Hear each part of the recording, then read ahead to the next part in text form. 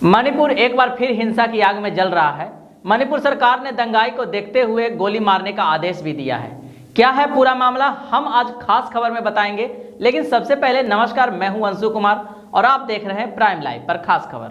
BJP की अगुवाई वाली सरकार ने फरवरी महीने में संरक्षित इलाकों से अतिक्रमण हटाना शुरू किया था और उसी वक्त से तनाव के हालात बने हुए हैं।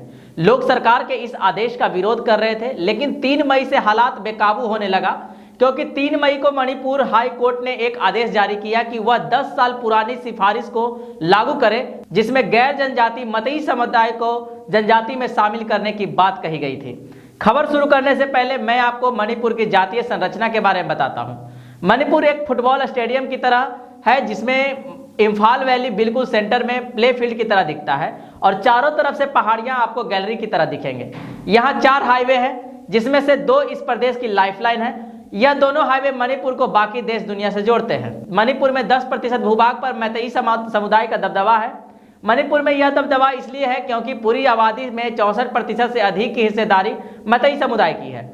मणिपुर में 60 विधायक हैं, इसमें 40 विधायक ही इसी समुदाय से हैं और बाकी 90% पहाड़ी भौगोलिक क्षेत्र में प्रदेश की 35% मान्यता प्राप्त जनजातियां रहती है।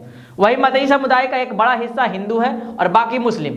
जिन 33 समुदायों को जनजाति का दर्जा मिला है वो है नागा और कुकी, और यह दोनों जनजातियां मुख्य रूप से ईसाई हैं। तो इस पूरे मामले में मतई समुदाय के एक याचिका दायर किया, जिसे मतई समुदाय को जनजाति का दर्जा देने के लिए कहा गया। इस सिलसिले में मतई समुदाय का कहना है कि मतई समाज को अपने पहाड़ों से अलग किया जा रहा है। जिन्हें यहाँ जनजाति का दर्जा मिला हुआ है वह सिकुड़ते इम्फाल वैली में जमीन खरीद सकते हैं। इसके लिए कोर्ट ने मई 2013 में जनजाति मंत्रालय के एक पत्र का हवाला दिया था। इस पत्र में मणिपुर की सरकार से सामाजिक और आर्थिक सर्वे के साथ जातीय रिपोर्ट के लिए भी कहा गया था।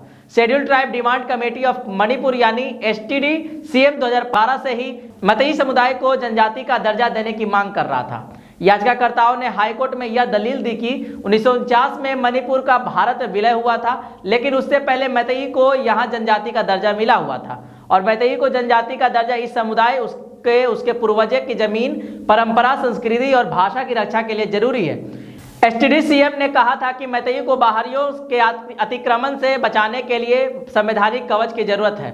अब इसके विपरीत देखा जाए तो मणिपुर के अन्य जनजाति समूह मतई को यह दर्जा देने के खिलाफ है, क्योंकि मणिपुर के मौजूदा जनजाति समूह का कहना है कि मतई का जनसांख्यिकी और सियासी दबदबा है यहाँ। इसके अलावा यह पढ़े लिखे के साथ साथ अन्य मामलों में भी आगे है। यहाँ के जनजाति समूह को लगता है कि अगर मैतेई को जनजाति का दर्जा मिल जाएगा तो उनके लिए नौकरियों के अवसर कम हो जाएंगे और पहाड़ों पर भी जमीन खरीदना शुरू कर देंगे। ऐसे में बाकी जनजातियों को परेशानी होगी और उन्हें नजरअंदाज किया जाएगा।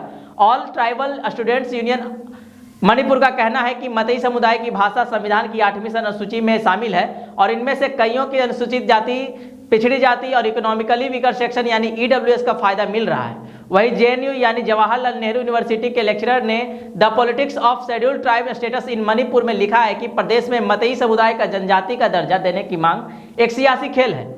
इसके बाद अब मणिपुर में लगातार हिंसा की खबर सुनने में आ रही है। इसको लेकर मणिपुर में सरकार समर्थक समूह का कहना है कि किस जनजाति समूह अपने हितों को साधने के लिए मुख्यमंत्री N वीरेंद्र सिंह को सत्ता से हटाना चाहते हैं, क्योंकि उन्होंने ड्रग्स के खिलाफ जंग छेड़ रखी है। आपको बता दें कि एक रिपोर्ट के मुताबिक प्रदेश में N वीरेंद्र सिंह की सरकार अफीम की खेती को नष्ट कर रही है और कहा जा रहा है कि इसकी म्यांमार के अवैध प्रवासियों पर भी मार पड़ रहा है।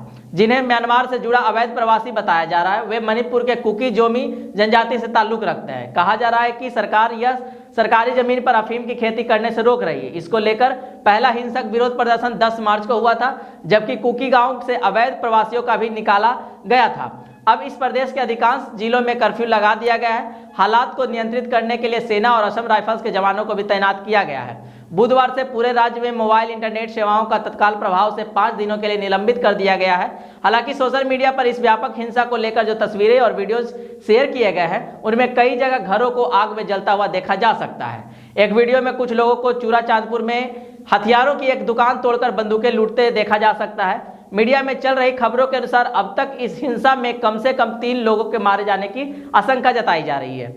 इस बीच मणिपुर में हिंसा और तनाव को देखते हुए पूर्वोत्तर रेलवे ने राज्य में जाने वाली सभी ट्रेनों को रद्द कर दिया गया है। इस हिंसा के बाद मणिपुर में कई लोग राज्य छोड़कर असम की सीमा में दाखिल हो गए हैं। इसी बीच केंद्रीय गृह मंत्री अमित शाह, मणिपुर के मुख्यमंत्री एन बीरेन सिंह और पश्चिम बंगाल की मुख्यमंत्री ममता बनर्जी ने इस पर गहरा दुख व्यक्त किया है और सभी जगह शांति स्थापित करने का जनता से अपील की है।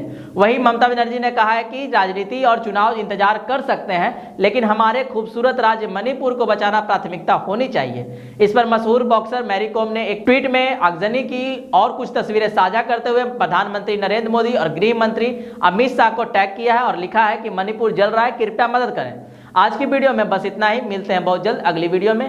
वीडियो पसंद आई हो तो वीडियो को लाइक और चैनल को सब्सक्राइब करना ना भूलें और वीडियो को ज़्यादा से ज़्यादा शेयर करें। धन्यवाद।